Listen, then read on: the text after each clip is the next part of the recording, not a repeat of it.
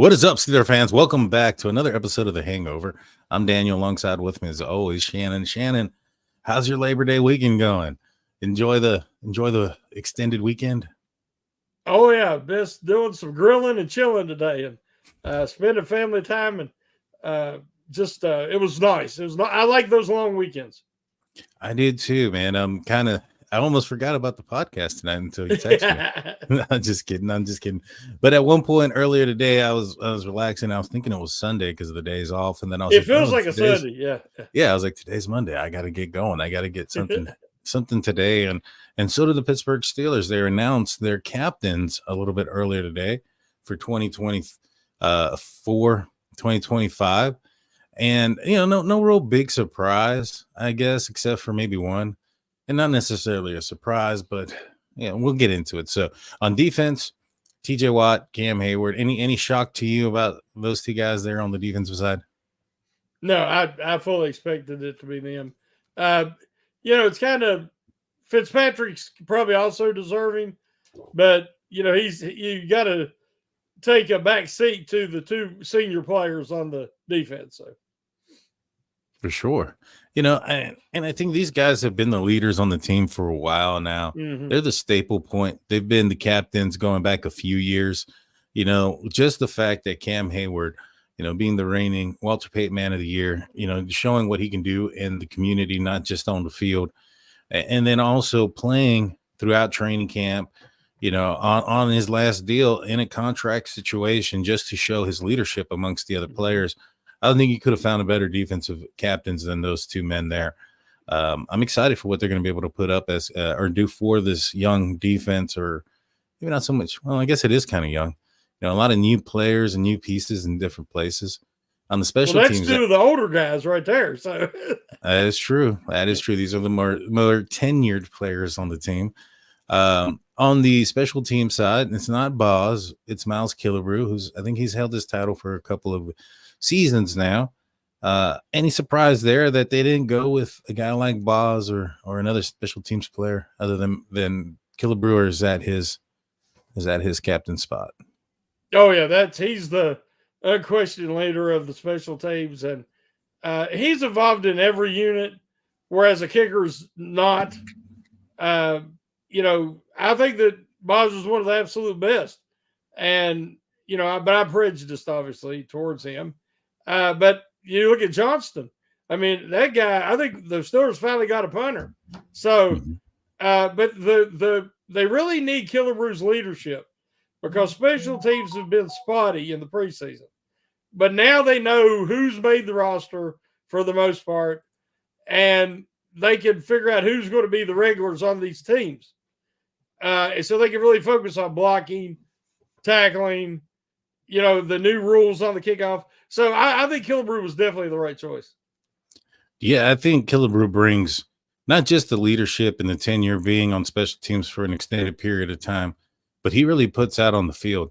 I mean, consistently year after year has a punt block or two. Makes a huge play, is a huge contributor. I'm not surprised at all. I think he's gonna be that force. He's also got some younger guys around him, some guys that are going to be playing, some different positions for the first time. I mean, this new kickoff rule, we're going to finally see how the Pittsburgh Steelers are going to attack that, because up until this point, they didn't even have Patterson out there, and I'm sure that they were kind of trying to protect what they're going to really do come game time. Yeah. What do you think the significance of that rule is going to be this upcoming game? I know that Mike Tomlin came out on a press conference and or not a press conference, an interview with Rich Eisman, and I believe he said something to the effect that there's going to be a decision to be made whether you want to kick it out the end zone and come out at the 30, or fall in with the new rules and kick it in play. Where do you think the Steelers are going to fall when it comes to that ratio? How many times do you think we're going to see it out the end zone and let our defense do what they need to do at the 30-yard line? Well, again, the whole preseason they had guys out there on these units that didn't even make the roster. Mm-hmm. So they looked really bad, to be honest. I watched a little bit about every team this preseason, and they looked the worst. Yeah. And so now we really don't know what we have. But if the Steelers continue to struggle like they did in the preseason, kick it out of the end zone and give it to them at the 30 and get your dominant defense out there. Don't risk it with the special teams because they were undisciplined.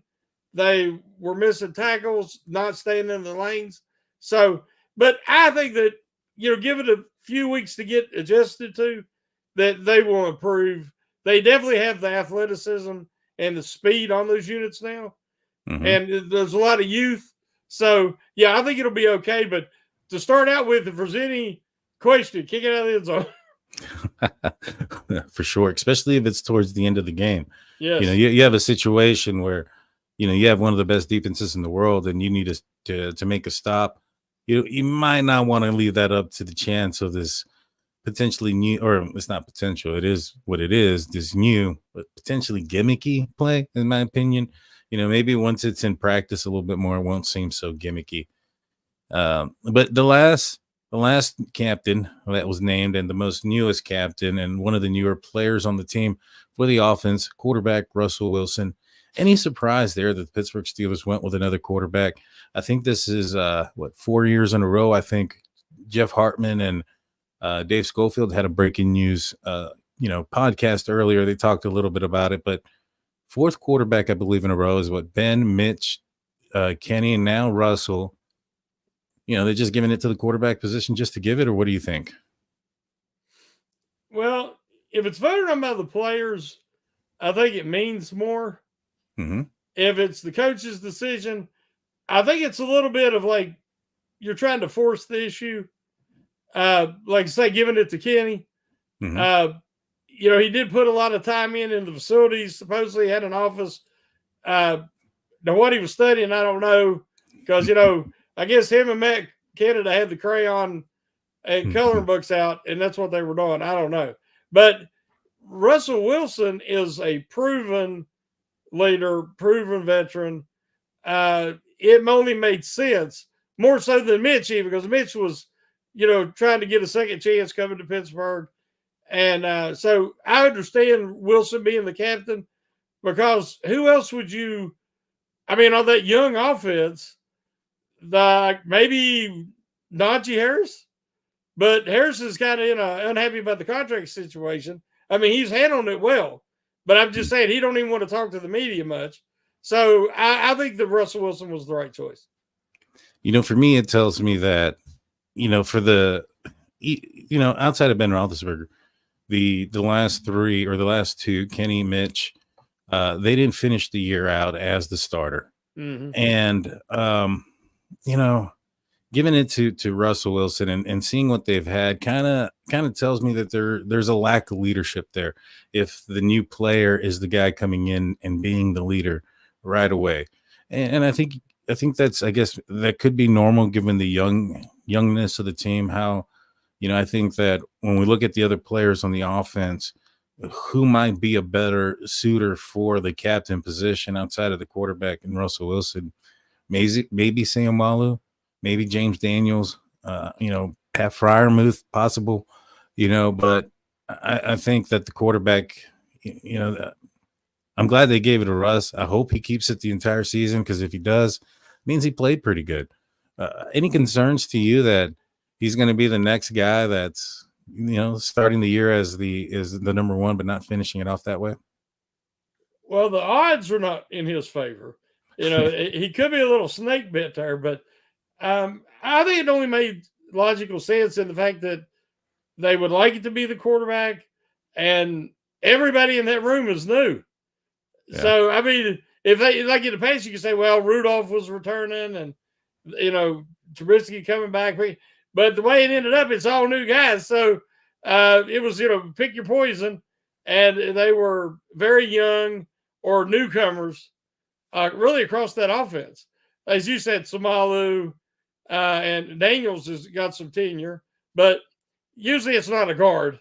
So, yeah, I think Wilson will do a good job. I think if the offensive line is improved as much as I hope they have, I think he can have some success in this offense. I do too.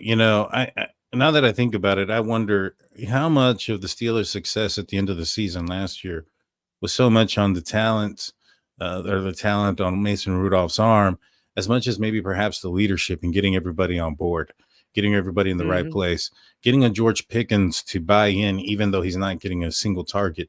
Those are things that I think that are imperable. And when you have a guy like Russell Wilson, who at this point, I think he's saying all the right things. I think he's doing all the right stuff. You know, it's going to be impressionable on these younger guys, and I think that's what you want. I hope nothing but the success, obviously for us, because that'll end up being good for the Pittsburgh Steelers. Um, but yeah. Now, speaking about the other quarterbacks and Kenny Pickett, by the way, him and Matt Canada were just still trying to learn how to stay in the lines when they were coloring that thing. But Yes. did you Kenny kept hear? wanting to roll out to his left to make a looper. I don't know what was going. Exactly. But did you hear about the boos raining out in Acrisure Stadium when Kenny Pickett was brought up, I did hear referencing about Pitt? that. Well, what are your thoughts on that situation? Um, it's very unique. Usually, a guy doesn't get drafted back to the franchise that he in the same city that he played his college ball at, and Hmm. then to have it end so badly, it was a very unique situation. I think you should be able to separate the two, but um, I think that's just a sign of the times. Hmm. But obviously, there's some still hurt feelings and bad blood there. But also, Mason Rudolph won the number 2 spot in Tennessee, so he could be on the field. One play. That's true. He played well this preseason. Yeah. Yeah. He's been one of those guys that'll take what the defense gives you, Yep. and he did well with that last season. To me, when I heard about the boos, I thought it was. I'm not a college fan. You know what I'm saying? I Yeah. really don't watch college football that much. I'm trying to get into it a little bit more this year. But, let's just say that if there was I'm in Texas. So if there was a Texas quarterback who I followed, then he ended up getting drafted by the Pittsburgh Steelers and then leaving under unfavorable conditions.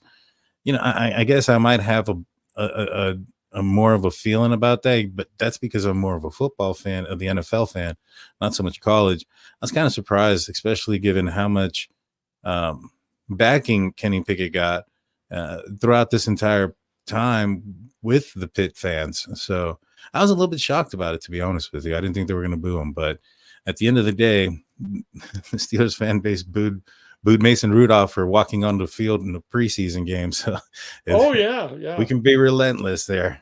And we know Pennsylvania fans, they booed Santa Claus. So I mean, that was Philly fans, but still Pennsylvania fans. So they can be a little unforgiving. Yeah, for sure. For sure. Well, guys, we actually have a game coming up this weekend against the Atlanta Falcons. We're going to talk about that game and some other players that are moving into some certain positions of interest that we're all keeping our eye on. We're going to take a quick break real fast. When we get back, we're going to talk about those things. Don't go anywhere. We'll be back after a few seconds.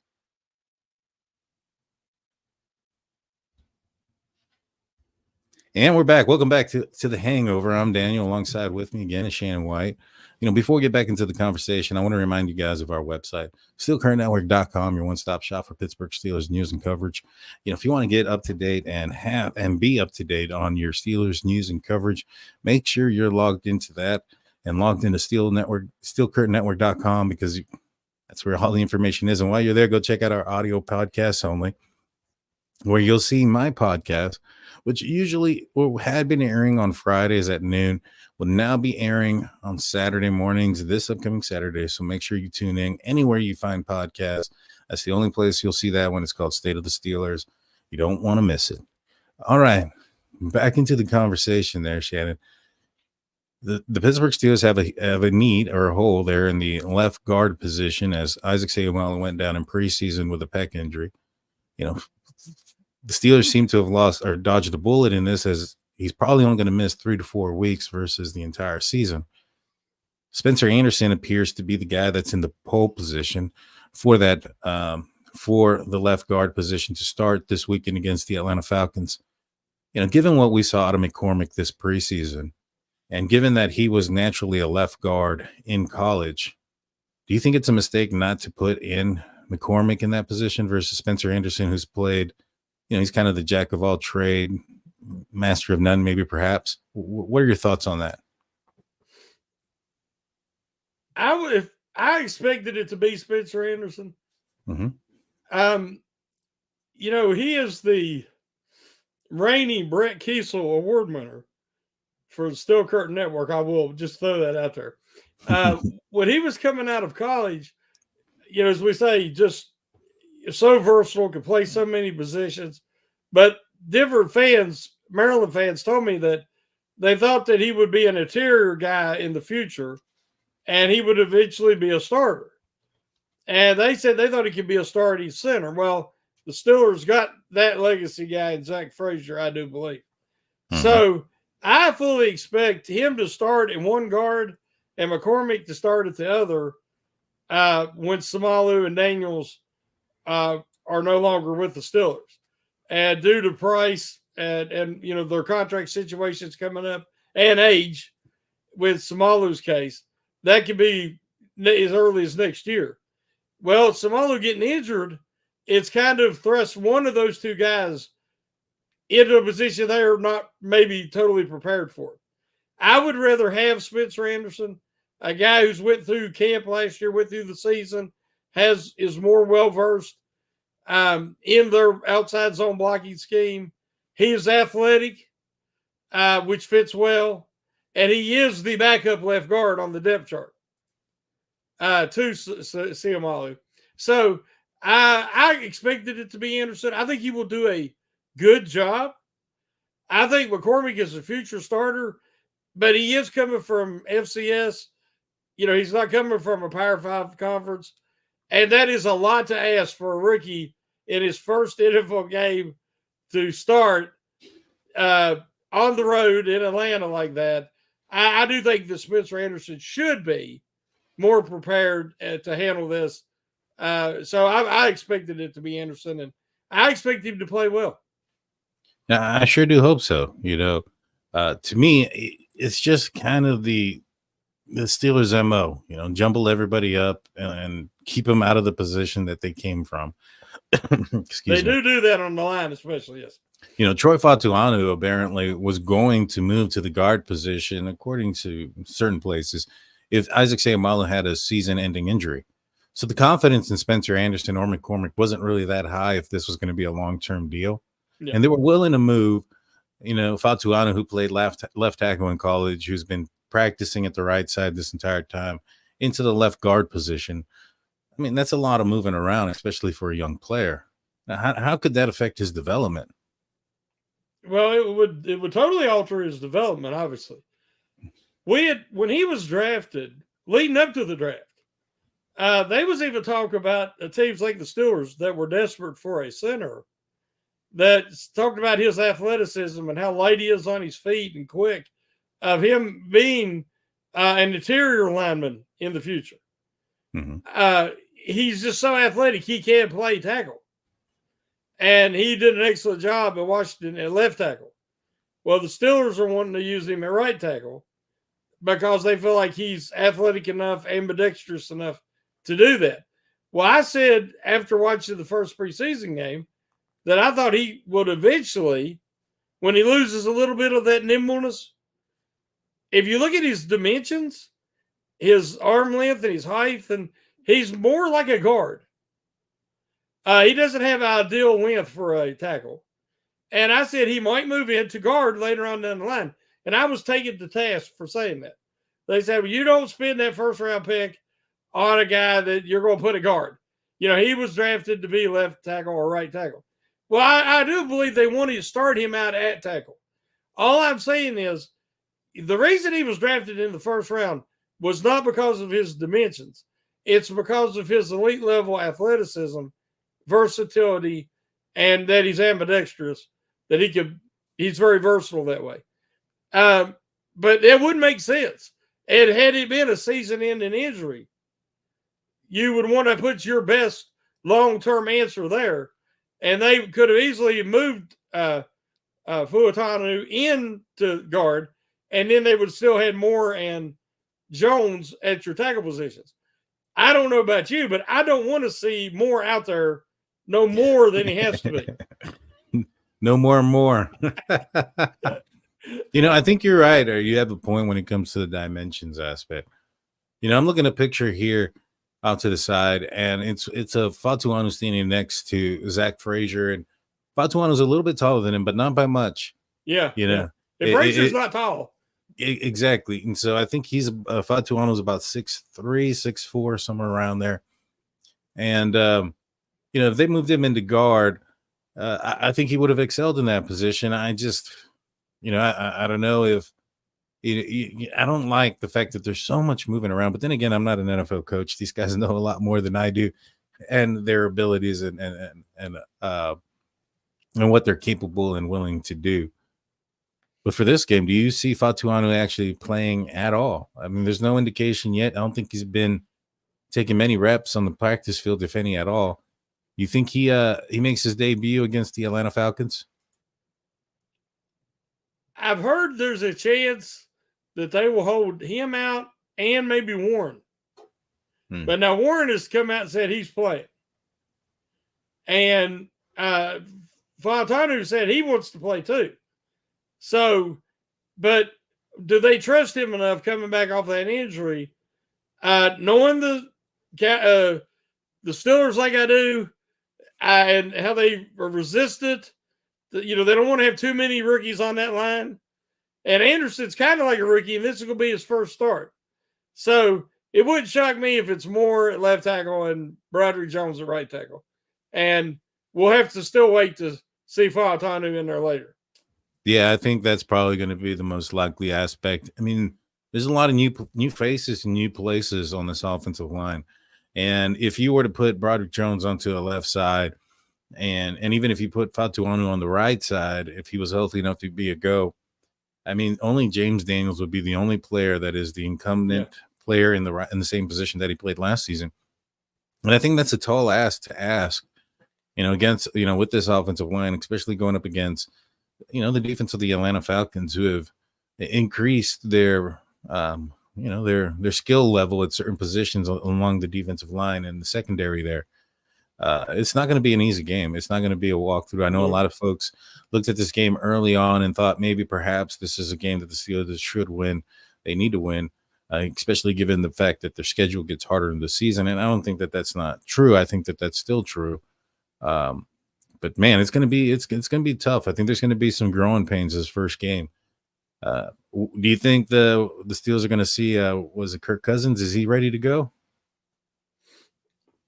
I heard he's playing, yes, and he's going to really challenge the Steelers secondary is new, and the fact that they have some experience, but they also have guys that are new to their defense.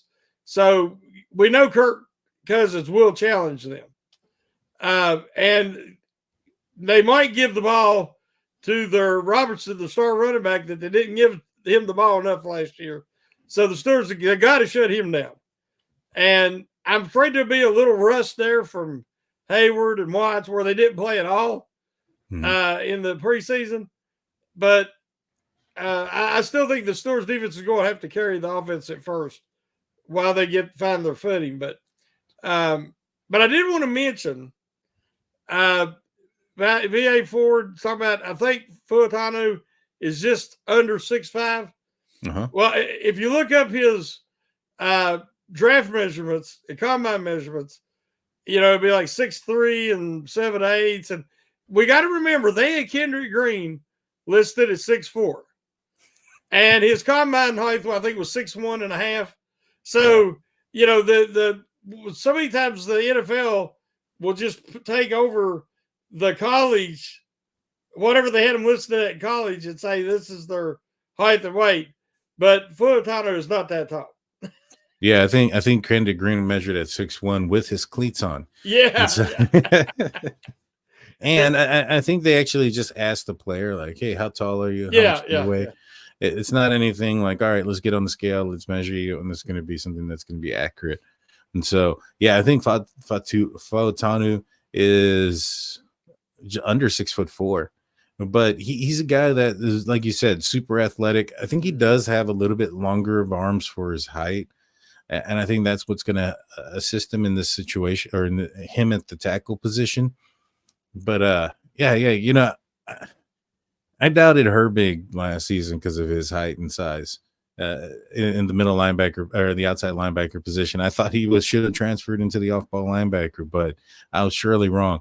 So the Steelers have had guys like Beecham, who also didn't meet the size but went out there Oh and no, played well. yeah. I think Fatuano is going to be somebody that's going to he's definitely going to be a helpful here. So against the Atlanta Falcons, this is the Arthur Smith revenge game, so to speak. Yes. Who do you think has this advantage? Arthur Smith, who knows some of the players, or the players who knows Arthur Smith's, what he wants to do? I think it'll depend on the relationship. Usually there's an emotional advantage, and you'll see that early in games. And if you can withstand that and, let that extra emotion wear off and everybody kind of settle in and you don't get behind right off the bat, you can neutralize that.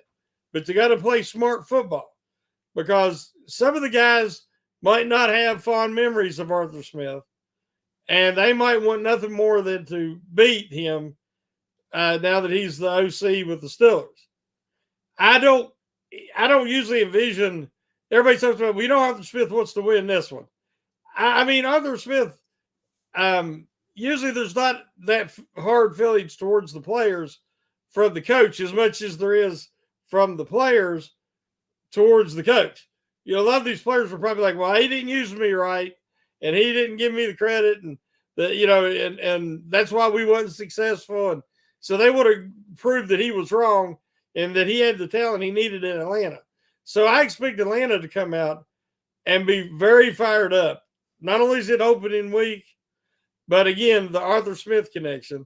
And a lot of the players come over to Pittsburgh with Arthur Smith.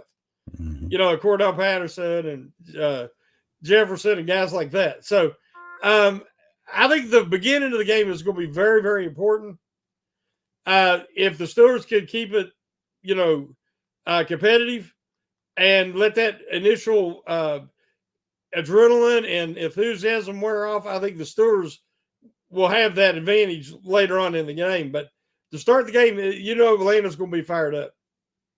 Yeah, I think so too. And I think that Arthur Smith's going to have a couple of things that he's, in his bag of tricks that he's not, shown in Atlanta, because I think they're going to know what his tendencies are. They're going to know who he likes to go, where he wants to go with the ball, what kind of identity he wants to have when it comes to an offensive scheme, so to speak. But I think it's also going to come down to the players on the field. I think a lot of people have said, including the head coach for Atlanta, that if Arthur Smith had better quarterback play, he'd probably still be the head coach there for Atlanta. Now he has Russell Wilson. Russell Wilson will be the starting quarterback for week 1.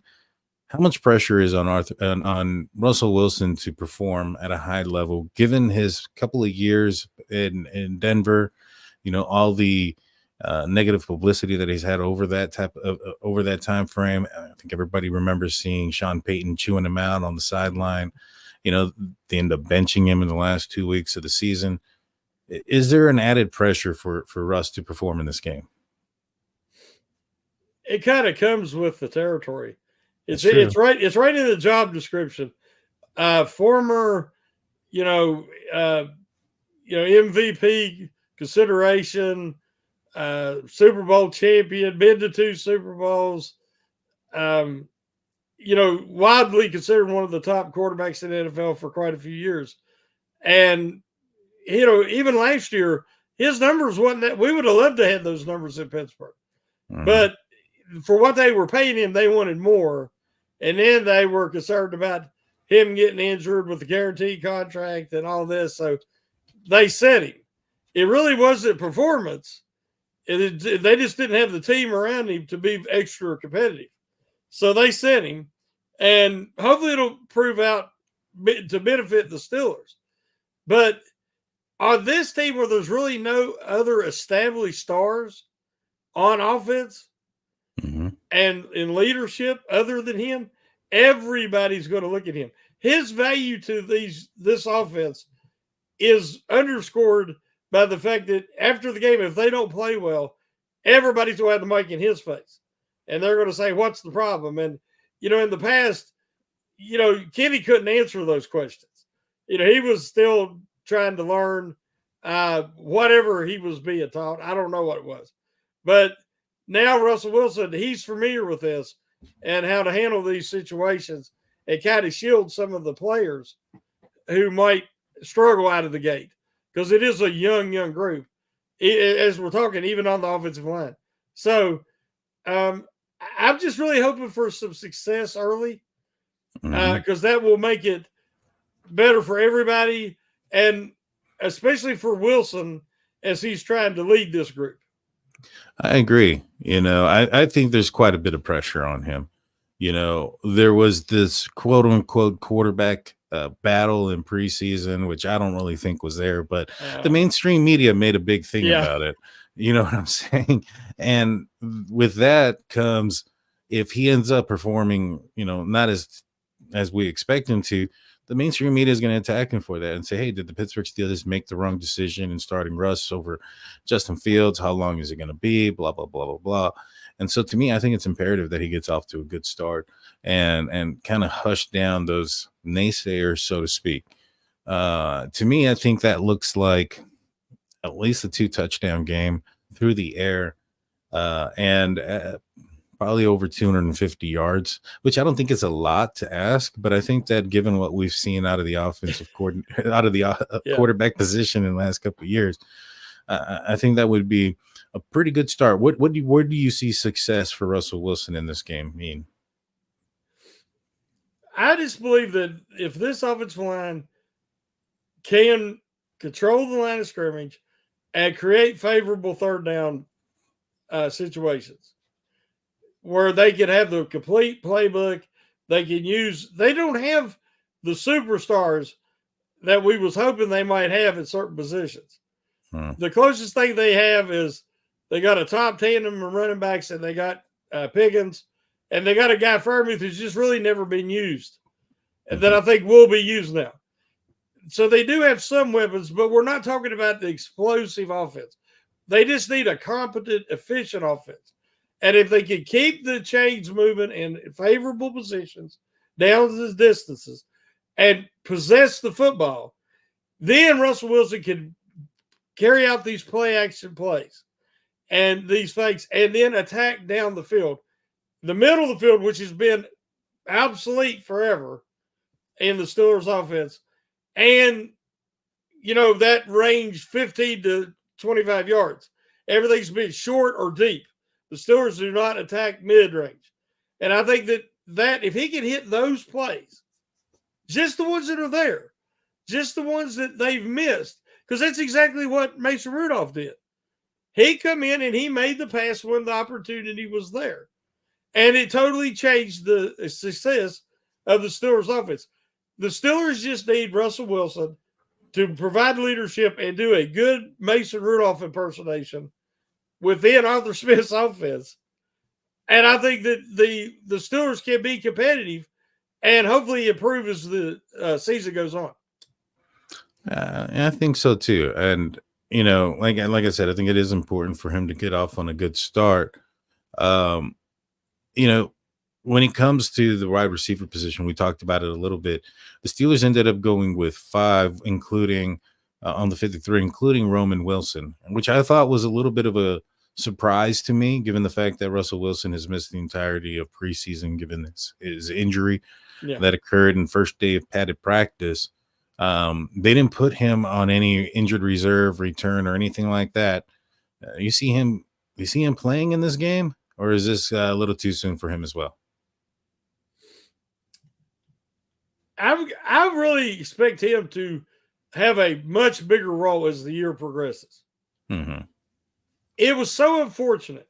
The Steelers didn't have a lot of injuries, but it seems like the ones they did have was to, kind of the worst possible players, the guys who needed the reps and needed to build the chemistry and that the Steelers were going to be counting on. So I think it's set him back.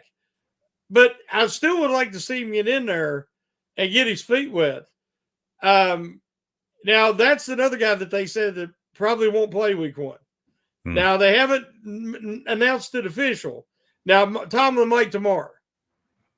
Yeah, but I have a feeling, as you say, because he missed so much, that he probably won't make his first appearance against Denver. But you also want to make sure he's completely healthy because they're going to need him. I agree. I was thinking the Steelers were going to end up keeping 6 when they end up keeping only 5 on the 53. I thought to myself, hey, maybe a receiver is finding their way out here. Yeah. It hasn't happened yet, at least not one that we would consider to be the move that the Steelers were anticipated to make in the wide receiver position. I don't know if it's going to happen. I know there's still a couple of names out there in the trade market, the John Mechie's of the world, so to speak. But we'll see. I think they're comfortable with the receivers they have. I think we're going to have a big year out of Calvin Austin. I think this is his year to prove it, and I think he's going to have a big one. Transitioning over to the defensive side, Kyle Pitts. He's a different type of player. Who do you foresee the Pittsburgh Steelers using to cover Kyle Pitts? Well, I think they have a few options. I think that they'll try to do it with Queen and maybe even Wilson when he comes in certain packages. But I don't know if that's going to be effective because we know that Kirk Cousins loves to use his tight end. Mm-hmm. And so I think Pitts is projected to have a bigger season. Deshaun Elliott, you can put him on him, and Elliott will do a quality job on tight ends, athletic tight ends of that nature. He's not Terrell Edmonds, who I loved and wanted to see the Steelers bring back because he was a shutdown guy on a lot of tight ends. But Elliott is very, very good in coverage, especially on tight ends. So, but you can't let him get started because if you let him get started, Cousins will just keep feeding him. Yeah. What was the at Minnesota, his tight end? I can't think of his name now. Hawkinson? Wasn't it Rudolph? Maybe I was wrong. Maybe that's an older one. I think that's an older one. Yeah. But he, like I said, he's always liked his tight ends. Yeah.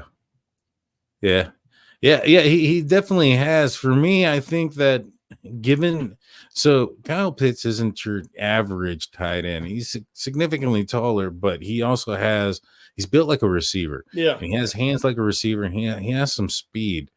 Now, I wouldn't be surprised if the Steelers roll out a Corey Trice and have Corey kind of cover him, given Trice's larger size and physicality. Yep. And he's got some speed on him too. I think that this might be a game where we see the Steelers implement Corey Trice as the nickel back or in the slot position a little bit more than we may see a Beanie Bishop out there in this game, especially given the size of the running back they're going to have to tackle too. Beanie Bishop's on the smaller side. Yeah. I think we might see some Corey Trice out there. You think Corey Trice can have a pivotal role here? Well, as it's looking, he's the backup on the outside. I think he's backup to Jackson. And so he's your first corner off the bench.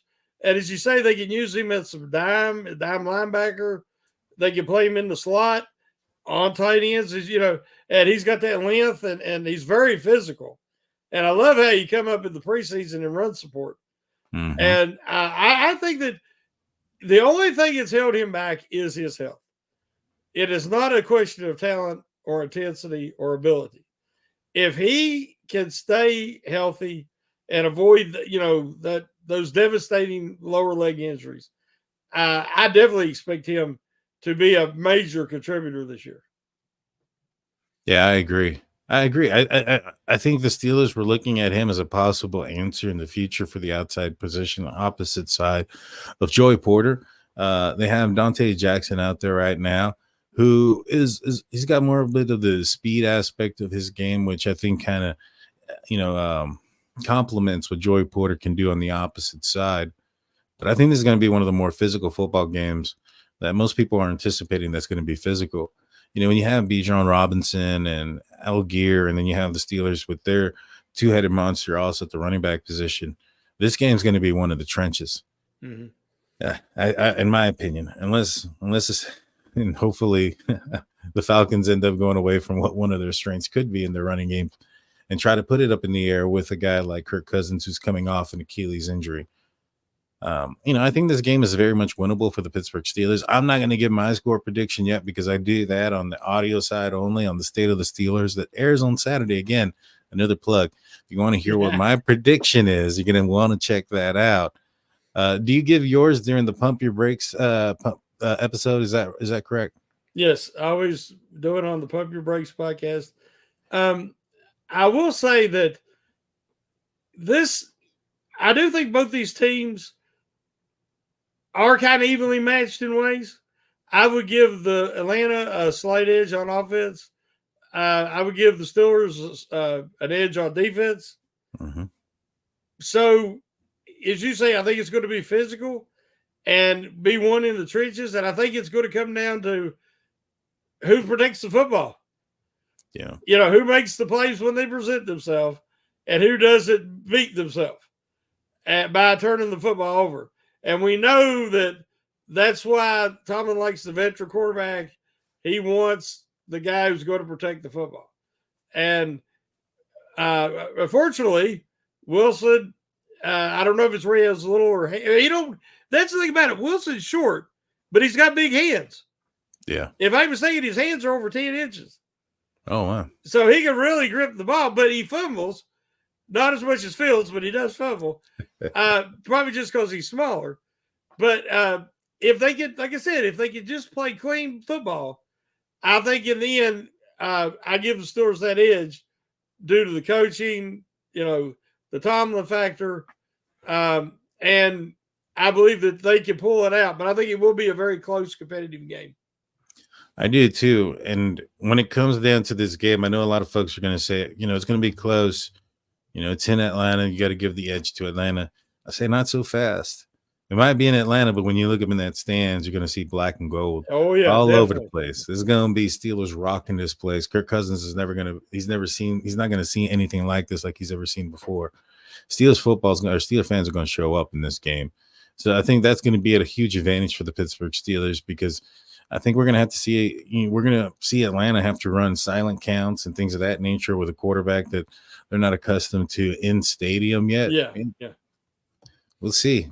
I think there's a good chance for some high possibility for some mistakes there from the Atlanta Falcons offense.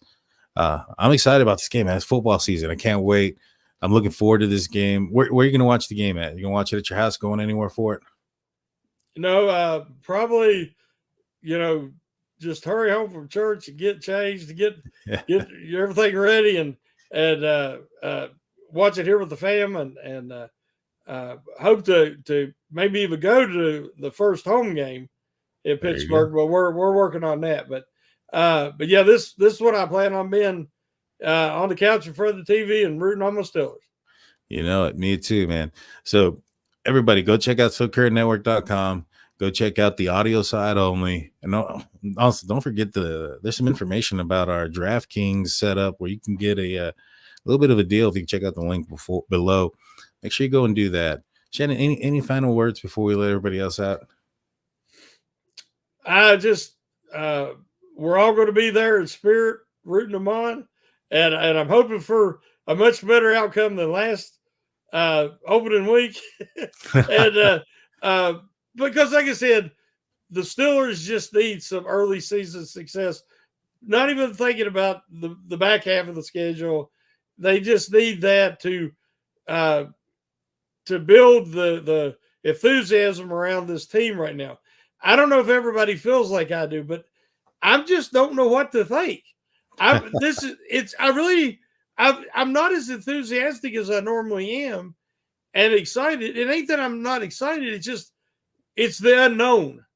And until we actually see them do it, we don't know. We think. So I'm hoping we're going to get some answers this week. Well, I think a lot of people are still scarred from what happened last season. Yes, yes. Very confident. I remember at one point I was watching, I think, the preview of the 49ers game, that opening game, and Dave Schofield mentioned, the Steelers are going to give Deontay Johnson an opportunity to get a walk-in touchdown. They got to give him one. They haven't had one all year. And I was like, man, are we thinking this is going to be too easy? And then next thing we know, Oh well, boy. hopefully we have an opposite surprise this time, and maybe some good feelings this way. Well, that's all we got for you guys this week. Steelers football is back. Get excited. It's week 1. Shannon will be back on Pump the Brakes. I'll be back on State of the Steelers. Until next time, Shannon, take us out.